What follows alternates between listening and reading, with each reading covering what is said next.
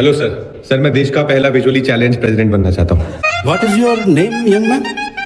Sir my name is Shrikant बोला। मैं अंधा हूँ, मैं भाग नहीं सकता, सिर्फ लड़ सकता हूँ। हमारे लिए डोनेट करते ना सर, उसमें से आधा हम पर खर्च होता है और आधा इन सब की जेब में जाता है सर। मैं पढ़ूंगा तो साइंस ही पढ़ूंगा। ये चैलेंज स्टूडेंट्स को इंडियन एजुकेशन सिस्टम में साइंस का ऑप्शन नहीं है, इसलिए केस करना है। किस पर? इंडियन एजुकेशन सिस्टम पर। হ্যালো বন্ধুরা, কেমন আছেন সবাই? আশা করি সবাই ভালো আছেন। কথায় আছে, বোবাকে বোবা বলিও না, খোড়াকে খোড়া বলিও না, কানাকে কানা বলিও না, তারাও মহান আল্লাহর সৃষ্টি। পৃথিবীতে এমন অনেক প্রতিবন্ধী আছে যারা নিজের চেষ্টায় জীবনে সাফল্য পেয়েছেন, আমাদের আঙ্গুল দিয়ে দেখিয়ে দিয়েছেন। তেমনি এক অন্ধ মানুষ নিজের চেষ্টা ও ইচ্ছা শক্তি দিয়ে চরম সাফল্য অর্জন করেছে। সদ্য রিলিজ হওয়া হিন্দি সিনেমা শ্রীকান্তের কথা বলছি। সত্যি সিনেমার গল্পটি মন ছুঁয়ে যায়। তাহলে চলুন শুরু করি। আমরা সিনেমার শুরুতে দেখতে পাই ভারতের অন্ধ্রপ্রদেশে 1991 সালের 13 জুলাই এক গরিব চাষির ঘরে একটি ছেলের জন্ম হয়। ওই গরিব চাষি ভীষণ খুশি হয়। তার ছেলের নাম রাখে ভারতে বিখ্যাত ক্রিকেটারের নামে, যার নাম শ্রীকান্ত। তিনি খুশি হয়ে বলেন যে আমার ছেলে একদিন বড় হয়ে ক্রিকেটার হবে। কিন্তু ওই গরিব চাষির কপালে খুশি লেখা ছিল না, কারণ কিছুক্ষণ পর গরিব চাষি জানতে পারে তার ছেলে জন্ম থেকে অন্ধ। ছেলেটি ক্রিকেটার হওয়া তো দূরের কথা, সে কোনোদিন এই পৃথিবীর আলো দেখতে পাবে না। এই দুশ্চিন্তায় গরিব চাষির ঘরে নেমে আসে শোকের ছায়া। তখন তারা ঠিক করে এই বাচ্চাটিকে মেরে ফেলাই ভালো। যদি এই বাচ্চাটিকে না মারা হয় তাহলে বড় হয়ে এই নোংরা জগতে রোজ মার খাবে, সব মানুষের কাছে অবহেলিত হবে। বাচ্চাটি জীবিত অবস্থায় অনেক কষ্ট হবে ভেবে মনে করে তার বাবা সিদ্ধান্ত নেয় যে জীবিত অবস্থায় বাচ্চাটিকে কবর দেওয়া হবে। বাচ্চাটিকে যখন তার বাবা মাটিতে কবর দিতে যায় তখন বাচ্চাটির মা কান্নায় ভেঙে পড়ে। এক মায়ের ভালোবাসার কাছে এক বাবার ত্যাগ হেরে দেয়। একজন মা বাচ্চাটিকে মৃত্যুর হাত থেকে ফিরিয়ে নিয়ে আসে। তারপর সিনেমার দৃশ্যে ওই বাচ্চাটি অর্থাৎ শ্রীকান্ত বড় হয়ে গেছে। সবার সাথে সমানভাবে পড়াশোনা করছে। শ্রীকান্ত অন্ধ হওয়া সত্ত্বেও ক্লাসে টপার ছিল। সে বাকিদের তুলনায় অনেক বুদ্ধিমান ছিল। শ্রীকান্ত অন্ধ হওয়ার কারণে স্কুলে তাকে সবাই উপহাস করত, এ নিয়ে সবাই মজা করত। কিন্তু শ্রীকান্ত মনে মনে ঠিক করলো তার সমস্যা সে নিজেই ঠিক করবে। সে তার দুঃখ কষ্টের বিরুদ্ধে লড়াই করার সিদ্ধান্ত নিয়েছিল। শ্রীকান্ত বাকি বাচ্চাদের তুলনায় তাড়াতাড়ি শিখে ফেলতো। শ্রীকান্তের এই বুদ্ধিমত্তা যেন নষ্ট না হয় সেজন্য তার স্কুলের টিচার তার বাবা মাকে শ্রীকান্তকে স্পেশাল বোর্ডিং স্কুলে ভর্তি করার জন্য বলে। এরপর শ্রীকান্তকে আমরা বোর্ডিং স্কুলে দেখতে পাই। এই স্কুলে সব বাচ্চাই অন্ধ। এই স্কুলে অন্ধ বাচ্চাদের সম্পূর্ণ ফ্রি পড়ানো হয়। শ্রীকান্তের সাথে সেই স্কুলের টিচার দেবিকা ম্যামের সাথে দেখা হয়। শ্রীকান্তের কাছে দেবিকা ম্যাম একজন টিচারের চেয়েও বেশি ছিল। শ্রীকান্তকে দেবিকা ম্যাম অনেক সাপোর্ট দিয়েছিলেন। যে যে সাবজেক্ট শ্রীকান্তের ইন্টারেস্ট ছিল সেই সাবজেক্টগুলো দেবিকা ম্যাম শ্রীকান্তকে ভালোভাবে বুঝিয়ে দিত। শ্রীকান্ত এই বোর্ডিং স্কুলও সব অন্ধ বাচ্চাদের মধ্যেও টপার ছিল। সে দাবা খেলা থেকে ক্রিকেট খেলা সবার চেয়ে ভালো ছিল। এমনকি বড় বড় মেশিনও কিছুক্ষণের মধ্যে ঠিক করে দিত। তারপর একদিন শ্রীকান্তের জীবনে একটা চমক আসে। স্কুলে একদিন ফাংশনে ট্রাস্ট ফাউন্ডেশন থেকে বাচ্চাদের সাথে দেখা করতে আসে। ট্রাস্ট ফাউন্ডেশনের লোকজন স্টেজে উঠে বিভিন্ন ধরনের কথা বলে। এরপর শ্রীকান্তকে স্টেজে উঠে কিছু কথা বলার জন্য সুযোগ দেওয়া হয়। শ্রীকান্ত স্টেজে উঠে এই বোর্ডিং স্কুলের সব সত্যি কথা বলে দেয়। সে বলে এই স্কুলে আমাদের জন্য যে টাকা আসে অর্ধেক স্কুল টিচাররাই খেয়ে ফেলে, আর এখানে আমাদের যে খাবার দেওয়া হয় সেটার তো আরো খারাপ অবস্থা। প্রতিদিন রান্নাঘর থেকে মুরগির মাংসের খুশবু আসে, কিন্তু আমাদের প্রতিদিন ডাল ভাত খেতে দেওয়া হয়। এসব কিছু ঘটার পর সেদিন রাতেই শ্রীকান্তকে স্কুল থেকে বের করে দেওয়া হয়। শ্রীকান্ত কখনোই চিন্তা করেনি যে স্কুলের টিচাররা তার সাথে এমন করবে। সেদিন স্কুলে দেবিকা ম্যামও ছিল না, তাই দেবিকা ম্যামও জানে না শ্রীকান্তের সাথে স্কুলে কি কি হচ্ছে। তারপর সেই রাতে স্কুল থেকে বেরিয়ে শ্রীকান্ত রাস্তা দিয়ে ছিল। রাস্তার লোকজন শ্রীকান্তকে ভিখারি ভেবে সবাই তাকে ভিক্ষা দিচ্ছিল। পর দেবিকা ম্যাম ফোনে শ্রীকান্তের সব ঘটনা জানতে পারে। দেবিকা ম্যাম বাইরে এসে রাস্তায় শ্রীকান্তকে খুঁজতে থাকে এবং রাস্তায় তাকে খুঁজে পায়। দেবিকা ম্যাম দেখে শ্রীকান্ত কান্নায় ভেঙে পড়ে। শ্রীকান্ত কাঁদতে কাঁদতে দেবিকা ম্যামকে বলে, ম্যাম আমি পড়াশোনা করতে চাই, ভিক্ষা করতে চাই না, অন্যের কাছে অবহেলিত হতে চাই না। এরপর দেবিকা ম্যাম শ্রীকান্তের সব দায়িত্ব নেন। ম্যাম শ্রীকান্তের বাবা মাকে এই ঘটনাগুলো সব খুলে বলে। দেবিকা ম্যাম বলেন, আপনারা শ্রীকান্তকে পড়াশোনা করান আর না করান, আমি শ্রীকান্তকে পড়াবো। এরপর দেবিকা ম্যামের শ্রীকান্তকে নিয়ে ভালোভাবে পড়াশোনা করার লড়াই শুরু হয়। দেবিকা ম্যাম প্রতিটি সাবজেক্টের সিলেবাস রেকর্ড করেন আর শ্রীকান্ত সেগুলো শুনে শুনে পড়ালেখা চালিয়ে যান। শ্রীকান্ত বোর্ড পরীক্ষায় 96% মার্কস পেয়ে সবার মধ্যে টপার হন। এরপর শ্রীকান্ত কলেজে বিজ্ঞান বিভাগ নিয়ে পড়তে চায়, কিন্তু সে অন্ধ হওয়ায় কলেজ কর্তৃপক্ষ রিজেক্ট করে। কলেজের টিচাররা মনে করেন অন্ধ মানুষ বিজ্ঞান বিভাগের সাবজেক্টগুলো পড়তে পারবে না, কিন্তু শ্রীকান্ত জেদ ধরে পড়তে হলে আমি বিজ্ঞান বিভাগ নিয়েই পড়বো। এজন্য শ্রীকান্ত এক কঠিন ভারতের শিক্ষার ব্যবস্থার উপর মামলা করে দেয়। তারপর কোর্টের প্রথম হিয়ারিং এ শ্রীকান্তের বুদ্ধিমত্তার উপর সবাই মুগ্ধ হয়ে যায়। এরপর কোর্টের দ্বিতীয় হিয়ারিং এ শ্রীকান্তের কলেজের প্রিন্সিপালকে ডেকে আনা হয়। কোর্টের প্রিন্সিপাল বলেন, বিজ্ঞানের মতো কঠিন সাবজেক্ট শ্রীকান্তের মতো ছাত্ররা কিভাবে পড়তে পারবে। তখন শ্রীকান্তের হাতে একটি বই দিয়ে প্রিন্সিপাল বলেন, তুমি আমাকে বলো এখানে কি লেখা আছে। এরপর শ্রীকান্ত বইয়ের পাতা ছুঁয়ে দেখে পড়ার চেষ্টা করে, কিন্তু এই লেখাগুলো সমান হওয়ার কারণে পড়তে পারে না। তারপর শ্রীকান্ত তার বই বের করে, যে বইগুলো স্পেশাল অন্ধদের জন্য বানানো হয়েছে। তখন শ্রীকান্ত প্রিন্সিপাল বই দিয়ে বলে, কি লেখা আছে এখন আপনি পড়ে শোনান। কিন্তু প্রিন্সিপাল পড়তে পারে না। তখন শ্রীকান্ত বলে, এই আদালত আমাদের মতো অন্ধদের বইটি যেমন কেউ পড়তে পারবে না, তেমনি আমার মতো অন্ধ মানুষেরা সাধারণ বই পড়তে পারবে না।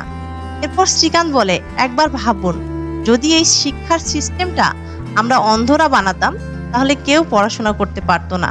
শেষ পর্যন্ত শ্রীকান্ত মামলায় জিতে যায়। তারপর শ্রীকান্ত কলেজে বিজ্ঞান বিভাগে ভর্তি হয় এবং ভালো রেজাল্ট করতে থাকে। সবার মধ্যে শ্রীকান্ত এখানেও টপার হয়। কলেজের লাইন ক্রিকেটও ভালো পারফরমেন্স করে।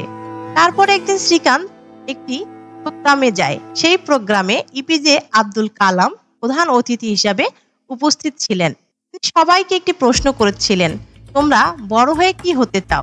কেউ বলে ডাক্তার, কেউ বলে ইঞ্জিনিয়ার। কিন্তু শ্রীকান্তের কাছে মাইক যাওয়ায় সে বলে, আমি ভারতের প্রথম ভিজুয়াল ইম্প্যাক্ট প্রেসিডেন্ট হতে চাই। এটা শুনে কালাম স্যার খুশি হয়ে যান। কালাম স্যার মনে করেন শ্রীকান্তের ভিতরে স্পেশাল ট্যালেন্ট রয়েছে। তারপর একদিন শ্রীকান্ত ভারতের আইন সিলেকশন হয়। এটা শুনে শ্রীকান্ত বাবা মা খুব খুশি হয়ে যায়। শ্রীকান্তের বাবা চেয়েছিলেন তার ছেলে যেন একদিন বড় ক্রিকেটার হয়। এই সময়ে শ্রীকান্ত বিদেশে টপ 4টি বিশ্ববিদ্যালয়ে সুযোগ পেয়ে যায়। এখন শ্রীকান্তের কাছে দুটি সুযোগ, দেশের হয়ে ক্রিকেট খেলবে, না হয় উচ্চ শিক্ষার জন্য বিদেশে যাবে। তারপর দেবিকা ম্যাম যখন শ্রীকান্তকে কোনটি করবে বলে, তখন শ্রীকান্ত বিদেশে পড়াশোনা চুজ করে আর দেশের প্রথম ব্লাইন্ড স্টুডেন্ট হয়ে আমেরিকার বস্টন বিশ্ববিদ্যালয়ে যাওয়ার জন্য রওনা হয়। কিন্তু এয়ারপোর্টে শ্রীকান্তকে আটকে দেওয়া হয়, কারণ শ্রীকান্ত অন্ধ হয়েও একা যাচ্ছিল। এয়ারলাইন্স পলিসি অনুযায়ী অন্ধ ব্যক্তিকে একা যাওয়া নিষেধ। কিন্তু শ্রীকান্ত এয়ারপোর্টে আটকে রাখা সিকিউরিটি ম্যানেজারকে তার ট্যালেন্ট দেখায় আর ট্রেনের সিটের অ্যারেঞ্জমেন্টস থেকে শুরু করে সব ফ্যাসিলিটির কথা বলতে থাকে, যাতে সিকিউরিটি ম্যানেজার শ্রীকান্তকে ভরসা করে কাজ যেতে দেন। তারপর শ্রীকান্ত আমেরিকা যায় এবং তার পড়াশোনা শুরু করে দেয়। এখানেও তার বন্ধু বান্ধব হয়ে যায়। শ্রীকান্ত এখানেও সবার মধ্যে রেজাল্টে টপার হয়ে যায়। সবাই এখানে তাকে সাপোর্ট করত। এরপর শ্রীকান্ত আমেরিকায় বেস্ট বলে খেলার সময় এমন জোরে বলকে হিট করে শ্রীকান্ত একটা নতুন ওয়ার্ল্ড রেকর্ড করে ফেলে। এরপর সিনেমাতে সোয়াতি নামের একজন মেয়েকে দেখি। সোয়াতি হায়দ্রাবাদে থাকতো। সোয়াতি শ্রীকান্তের ওয়ার্ল্ড রেকর্ড দেখে ইমপ্রেস হয়ে যায়। এরপর সোয়াতি সোশ্যাল মিডিয়ায় শ্রীকান্তের সাথে কানেক্ট হয়ে যায়। সোয়াতি ও শ্রীকান্তের ফোন আলাপ হয়ে যায়। এর কিছুদিন বাদে সোয়াতি ডাক্তারি পড়তে আমেরিকায় চলে যায়। শ্রীকান্তের সাথে দেখা করে, তাদের একে অপরে বন্ধুত্ব হয়ে যায়। একে অপরের দুজন দুজনকে পছন্দ করতে শুরু করে। একসময় তাদের প্রেম হয়ে যায়। এরই মধ্যে শ্রীকান্তে আমেরিকা বিশ্ববিদ্যালয়ে পড়াশোনা কমপ্লিট হয়ে যায়। সে চিন্তা করে দেশে ফিরবে না, এখানেই জব করে সেটেল হয়ে যাবে। শ্রীকান্তের এই সিদ্ধান্ত যখন দেবিকা ম্যাম জানায়, দেবিকা ম্যাম এই বিষয়ে কিছুই বলেন না। পর শ্রীকান্ত যখন সোয়াতিকে তার সিদ্ধান্ত জানায়, তখন সোয়াতি দ্বিমত করে। সোয়াতি বলে, দেশে তোমার মতো ট্যালেন্ট প্রয়োজন। তুমি দেশে গেলে বাকি বাচ্চারাও তোমার কাছে অনেক কিছু শিখবে, অনেক কিছু জানবে। তোমাকে দেখে তারা অনুপ্রাণিত হবে। একথা শুনে শ্রীকান্ত দেশে ফিরে আসার সিদ্ধান্ত নেয়। এরপর শ্রীকান্ত দেশে ফিরে আসে। শ্রীকান্ত দেখে দেবিকা ম্যামও অনেক খুশি হয়ে যায়। শ্রীকান্ত দেবিকা ম্যামকে সোয়াতির কথা বলে। শ্রীকান্ত বলে, আমি অন্ধ বাচ্চাদের নিয়ে কাজ করতে চাই। তখন দেবিকা ম্যাম বলে, আমরা অন্ধ বাচ্চাদের কম্পিউটার শিখিয়ে জব ক্রিয়েট করতে পারবো। তারপর শ্রীকান্ত ও দেবিকা ম্যাম মিলে অন্ধ বাচ্চাদের কম্পিউটারের প্রশিক্ষণ কেন্দ্র চালু করে। কিন্তু কম্পিউটার প্রশিক্ষণের পর অন্ধ বাচ্চাদের কেউ কাজে নিচ্ছিল না। তারপর শ্রীকান্তরা কম্পিউটার প্রশিক্ষণ কেন্দ্র বন্ধ করে দেয়। দেবিকা ম্যাম শ্রীকান্তকে জিজ্ঞাসা করে, এখন তাহলে কি করবে? তখন শ্রীকান্ত বলে, আমরা প্যাকেজিং ব্যবসা শুরু করব, যেখানে আমরা এমন প্যাকেজিং বানাবো খুব সহজে যেন ডিসপোজ করা যায়। তখন ম্যাম বলে, ঠিক আছে, কিন্তু তার জন্য অনেক ইনভেস্টমেন্ট প্রয়োজন। শ্রীকান্ত চিন্তা করে এই ব্যবসার প্ল্যানিং নিয়ে কালাম স্যারের কাছে যাবে। শ্রীকান্ত এরপর কালাম স্যারের কাছে যায়। কালাম স্যার শ্রীকান্তের ব্যবসার প্ল্যান শুনে খুব খুশি হয়ে যান, কারণ দেশের অন্ধ ব্যক্তিরাও এখানে কাজ পাবে। এরপর শ্রীকান্ত কালাম স্যারের কাছ থেকে 25 লক্ষ টাকার ইনভেস্ট পেয়ে যায়। কিন্তু কোম্পানি শুরু করার জন্য আরো অনেক টাকার প্রয়োজন। তারপর শ্রীকান্ত ইনভেস্টমেন্ট করার জন্য অনেক জায়গায় যায়, কিন্তু কেউ ইনভেস্টমেন্ট করার জন্য রাজি ছিল না। একদিন শ্রীকান্ত পৌঁছে যায় একজন ইনভেস্টমেন্ট বড় ব্যবসায়ী রাবির কাছে। শ্রীকান্ত রাবিকে ব্যবসায়ের প্ল্যানের কথা বলে, কিন্তু রাবি প্রথমে ইনভেস্টমেন্ট করতে রাজি ছিল না। তখন শ্রীকান্ত 25 লক্ষ টাকা কালাম স্যারের ইনভেস্টমেন্টের কথা বলে।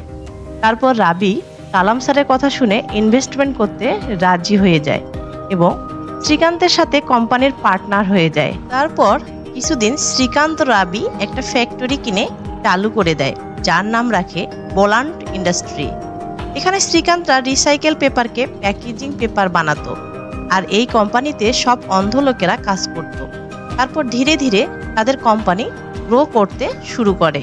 এটা দেখে সবাই খুব খুশি হয়ে যায়। দেবিকা ম্যামও খুব খুশি হয়, কিন্তু এই সাফল্য সবাই রাবিকে ক্রেডিট দিচ্ছিল।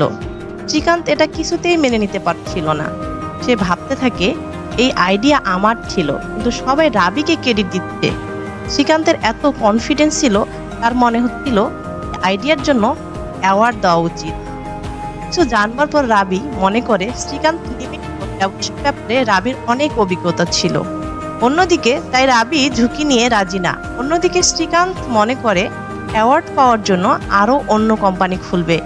এরপর শ্রীকান্ত 6 কোটি টাকা লোন নিয়ে আরেকটি কোম্পানি শুরু করে, কিন্তু তাদের কাছে একটা চ্যালেঞ্জ এসে দাঁড়ায়। এটা হলো পাওনাদারকে 6 মাসের মধ্যে ইন্টারেস্ট সহ সম্পূর্ণ টাকা পরিশোধ করতে হবে।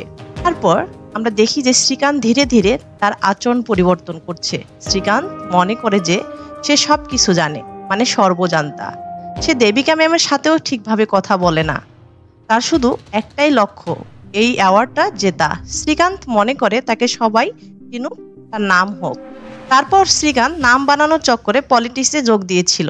দেবিকা ম্যাম তাকে বুঝায় যে পলিটিক্সে যোগ দিলে তোমার কোনো লাভ হবে না, তোমার হিতে বিপরীত হবে। কিন্তু শ্রীকান্ত নিজের অহংকারে এমন অন্ধ হয়ে গিয়েছিল যে ম্যামের কোনো কথাই সে গুরুত্ব দিল না। বরং সে ম্যামকে বলে, কোনটা ঠিক আর কোনটা ঠিক না আমি ভালো জানি, এখন আর আমার কারো পরামর্শের দরকার নেই। তারপর শ্রীকান্ত যখন পার্টিতে জয়েন করে, তখন শ্রীকান্ত বুঝতে পারে সে অন্ধ হওয়ার কারণে মানুষের করুণায় ভোট দিয়ে ওই পার্টি জিততে চলেছে, আর শ্রীকান্তের অন্ধ নিয়ে হাসি ঠাট্টা করছে। এখন শ্রীকান্ত বুঝতে পারে যে সে পলিটিক্স জয়েন করে অনেক বড় ভুল করছে। এই সিদ্ধান্ত তার চরম ভুল ছিল। শ্রীকান্ত চিন্তা করে, রাবি আর দেবিকা ম্যাম আমি যে একজন অন্ধ কখনোই বুঝতে দেয়নি। তারপর শ্রীকান্ত নিজের ভুল বুঝতে পেরে দেবিকা ম্যামের কাছে যায়। নিজের ভুল স্বীকার করে ক্ষমা চায়। এরপর রাবির কাছেও ক্ষমা চায়। রাবি ক্ষমা করে দেয়। রাবিকে বলে আমি পরিশ্রম করে সব লোন শোধ করে দিব। পর তাদের ব্যবসা আরো লাভ হয়, সব লোন শোধ করে দেয়। তারপর Shrikant best businessman of the best ইয়ারে অ্যাওয়ার্ড পেয়ে যায়। তখন শ্রীকান্ত স্টেজে যে বলে, আমরা অন্ধ হয়েছি তো কি হয়েছে, আমরাও কারো থেকে কম না, সেজন্য আমাদেরও একটা সুযোগ দিয়ে দেখুন, আমরা সেটাও করতে পারবো যা সাধারণ মানুষ করতে পারে। আমি এই অ্যাওয়ার্ডটা তখনই গ্রহণ করব যখন আমি স্পেশাল ক্যাটাগরি না, সাধারণ ক্যাটাগরিতে অ্যাওয়ার্ডটি জিতবো। শ্রীকান্তের এই কথাগুলো শুনে সবাই হাততালি দেয়।